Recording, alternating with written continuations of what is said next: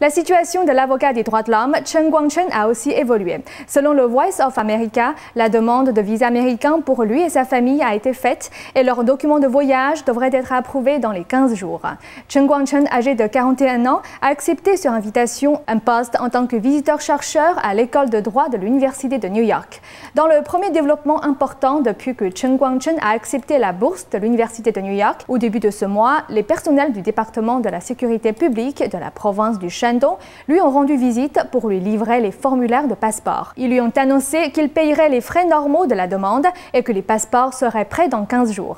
Le département d'État américain a annoncé mardi que les États-Unis délivraient les visas à Chen Guangcheng, son épouse, et à ses 2 enfants dès que le régime chinois leur permettront de partir. La porte-parole du département d'État américain, Victoria Nuland, a déclaré que les États-Unis mettaient tout en œuvre pour lui permettre de venir. Elle a dit, je cite, « Nous attendons depuis plus d'1 semaine pour lui délivrer le visa afin qu'il puisse poursuivre ses études. » Le membre du Congrès américain, Chris Smith, a critiqué l'administration Obama d'être trop douce envers le régime chinois en ce qui concerne la protection du bien-être de Chen Guangcheng.